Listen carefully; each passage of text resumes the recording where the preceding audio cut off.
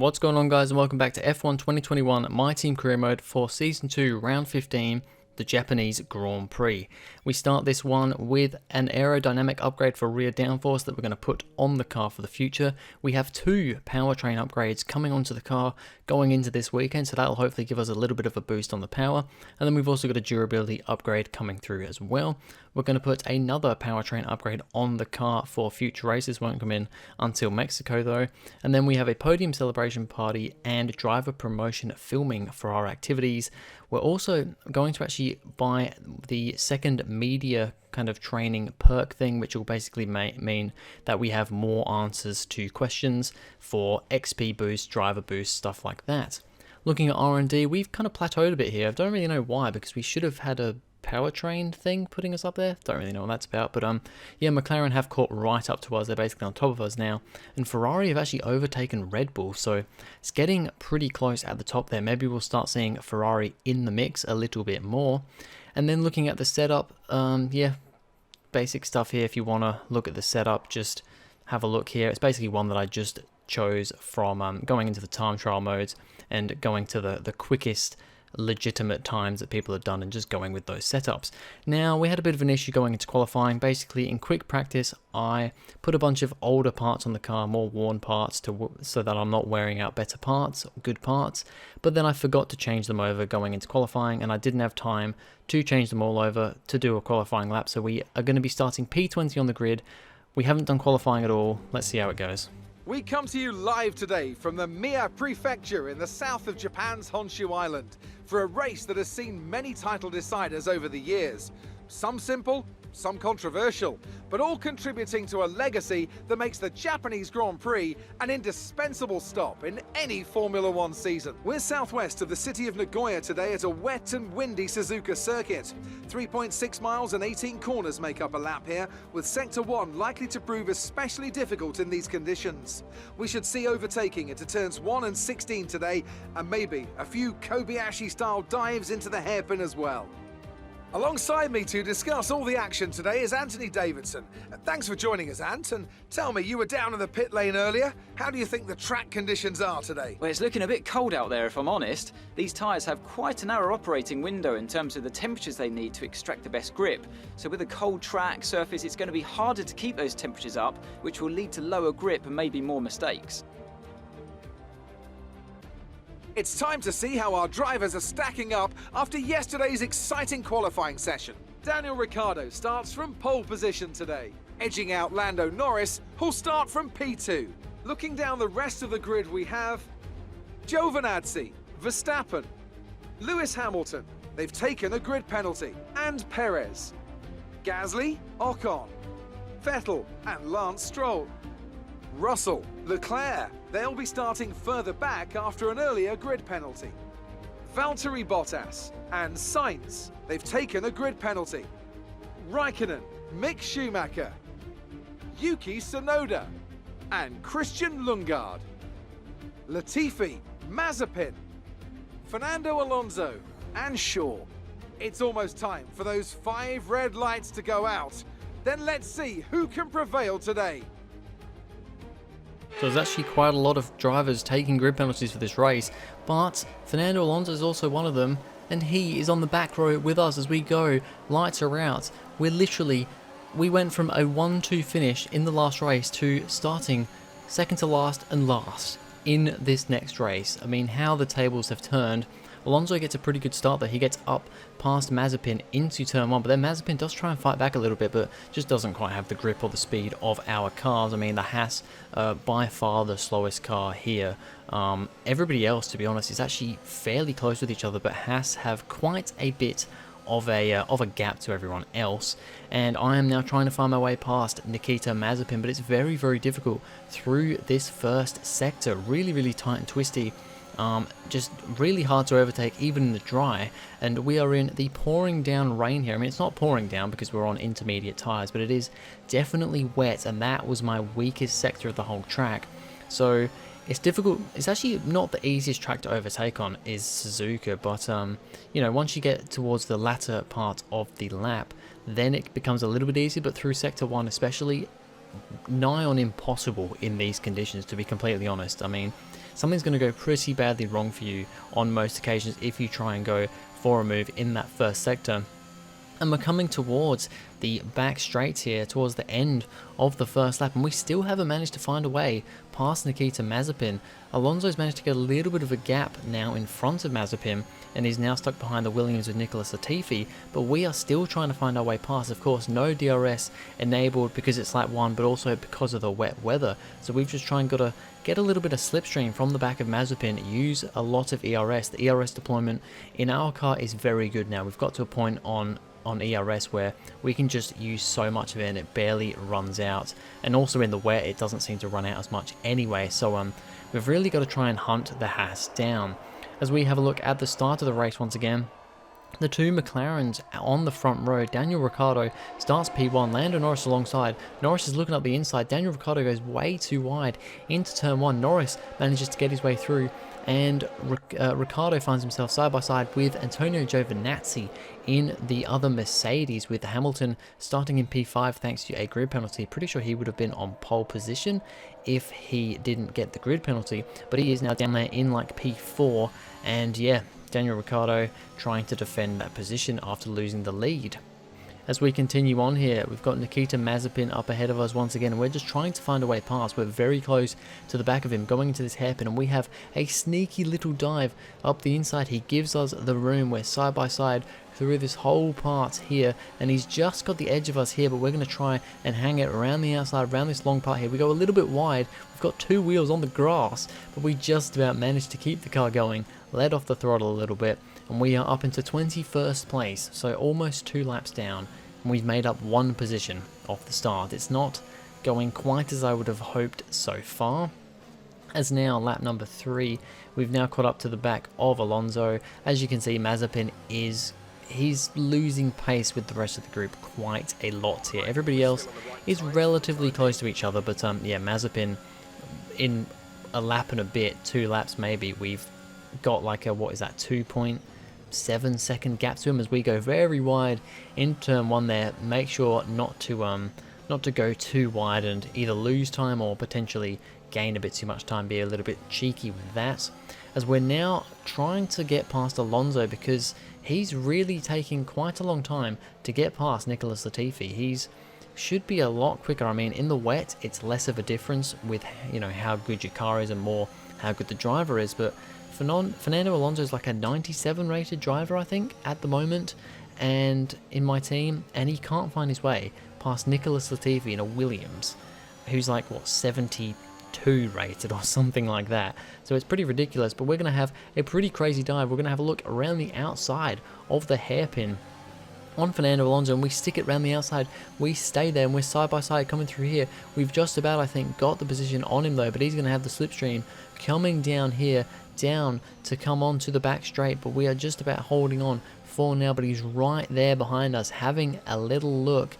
He's going to want to get the run on us, but he can't quite do anything at the moment. He's still 2 tenths behind us though, and now he has the slipstream, but we've got the slipstream on Mazepin, and like I said before, we're just deploying as much ERS as we can, and we seem to have just about managed to defend from our teammate, and we're now up into P20, and we really want to start carving our way through the field now. Nicholas Latifi, the next one up ahead of us. Alonso could not get past the Canadian driver, but we are not like him. We're going to force him to the inside, get the slipstream, go for the move on the outside into turn 1. We're going to throw it into the corner, keep it on the confines of the track this time, not run wide, and get a very nice little overtake on Nicholas Latifi there, up into P19. A little bit of a gap ahead to Christian Lundgaard in the Alpine, who a lap or 2 later we catch right up to the back of, and he has got Yuki Tsunoda and I believe Kimi Räikkönen up ahead of him, with Mick Schumacher doing a very good job there up in what is like P15, I think, on the road. Moved up a few positions, I believe, due to some grid penalties and stuff, but yeah, Schumacher still doing a pretty decent job here in the wet, as we're now right looking up the back of Christian Lundgaard, our teammates from Season 1. No love lost here though, as we're going for a dive up the inside, just like we did on Nikita Mazepin on lap number 2. He's hanging around the outside though. He's still there. He's given us a bit more of a fight than the Haas did. We bang wheels a little bit there, but just about managed to make it through cleanly, and we've got the position on him. And now Yuki Tsunoda is the next car up ahead of us in the AlphaTauri. Now that AlphaTauri is pretty quick. I mean, Pierre Gasly is absolutely outdoing that car by miles, but it's still a decent enough car. But Yuki is pretty much where it should be, maybe a little bit further back than he should be, to be honest. But yeah, I mean, he's got the Honda power in that, pretty decent engine there, so it might be a little bit difficult as we get a bit caught up over the curbs in the final corner there. And we look to the front of the grid, we have Lando Norris leading the way. He took the lead in turn 1 from his teammate, and at the moment is running a 1-2 for McLaren. It's then the 2 Mercedes of, I believe, Giovinazzi and then Hamilton 3 and 4, which I think is then followed by the 2 Red Bulls behind them. So it's all 2 by 2 by 2 at the front of the grid at the moment, with Lando Norris leading the way quite considerably. As we continue on here onto lap number 13, we're now right up the back of Tsunoda. My engineer is telling me that the track is drying. There seems to be a thing on this game where the track goes to dry conditions at a point where it still looks very wet. Like, I know in real life they do go onto slicks when it still does look wet, but I mean, there's still a lot of spray happening here. And honestly, we're only like maybe a lap away from dry conditions, and sure enough, the end of this lap, we're coming in now because everybody else is coming onto the dry tyres, so we're coming in. But I mean, look, it looks too wet, but it actually isn't. It's just the thing with this game. It didn't really happen in F1 2020, but F1 2021, I don't know, it still looks wet when it's not actually wet. So yeah, we get a little bit caught up in the pit lane there, to be honest. We sneak up in front of Christian Lundgaard, actually. A bit of a sneaky little ghost move there. Thank God for ghosting, or else we would have literally crashed into him in the pits. But we just about managed to get through, but lost a little bit of time having to wait for Raikkonen and Tsunoda. Tsunoda's actually jumped Raikkonen in the pits, and now we're all the way looking up the back of Kimi Raikkonen. You may remember last season at this exact same race, we had a beautiful overtake on Raikkonen, but no more talking about that. We've got yellow flags up ahead because Raikkonen's teammate George Russell, it looks like he's had a spin. He's on the side of the track trying to rejoin there. Kimi Raikkonen getting all caught up, nearly hitting his teammate, trying to avoid him.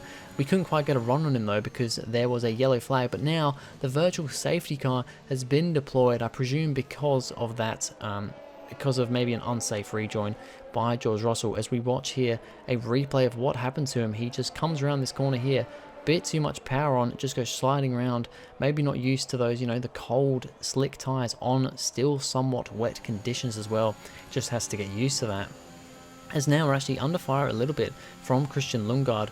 The VSC came in, well, didn't come in, the VSC ended, and we actually lost a little bit of ground to Kimi Raikkonen, and Christian Lundgaard caught right up to the back of us, but we can just about power away from him with our supreme engine power. I mean, we've got the same engine in, we're both running the Renault engine, but I think ours is quite a bit more upgraded than the Alpine, and we can just about stay in front of him for now. But he's definitely not going away. He's really sitting there in the background, but it's really Kimi Raikkonen who we want to be looking at, and sure enough, we're now right up the back of the Iceman. Like I was saying before, we had a great little battle with Raikkonen last season at this very track. We ended up going for a very scary overtake into turn 1, you may remember. We were literally sideways going through turn 1 as we overtook him, and well, is it going to happen again here? Because we've got to run on him. We've got DRS now that it's dry, but this time on the outside of Kimi Raikkonen, and we're going to do a much less scary, I'm not going to say cleaner, because it was still a clean overtake last time. I didn't hit him or anything, but we get the overtake done without being completely sideways this time. As we now watch on, this is Mick Schumacher. He would be the next car in front of me to be overtaken, and we're going to get a run on him. There's no DRS on this back straight, but we just have so much more engine power doing the ERS, doing the slipstream, using the slipstream, and we get a very nice little kind of scary overtake on Mick Schumacher there, diving up the inside of 130. Is it 130R, 180R? I can't remember. I think it's 130R. I'm probably going to offend people now because I don't know the names of corners. As we then watch on, we have Pierre Gasly in the AlphaTauri. He's ahead of, I believe it's Lewis Hamilton, so I'm guessing Gasly's jumped Hamilton in the pits here because he wasn't ahead of him before. It was a 3-4 for Mercedes, but he's now in front of Lewis Hamilton. I believe that puts Pierre Gasly in P4 then, with Giovinazzi up ahead of him. So, and then he's got a Red Bull of, I believe that's Max Verstappen behind him. So yeah, Gasly doing a great job here. He's really been doing a great job in this career mode of ours, just like he has been doing in real life, massively outperforming that car. As we continue on here, lap number 21, and we are slowly but surely catching up to Yuki Tsunoda. He's the next one that we've got to get past. We've got a good 3 and a bit second gap to Mick Schumacher behind us, getting in the slipstream of Tsunoda. Okay, there appears to be an issue. We're currently investigating. But that is not what I wanted to hear. We seem to have an issue. Haven't heard this for a while. We haven't had any issues for quite some time, but We can confirm that it's an issue with our engine. The issue seems to be fixed, but we will keep monitoring it our end. okay, so that is at least a little bit reassuring as we go very wide once again into turn 1. I think I was just getting a bit caught out thinking about that whole engine issue, but we've got an engine issue, but apparently straight away he said it's fixed, but we're going to keep monitoring it, so we'll have to see if that progresses and gets any worse throughout the rest of the race.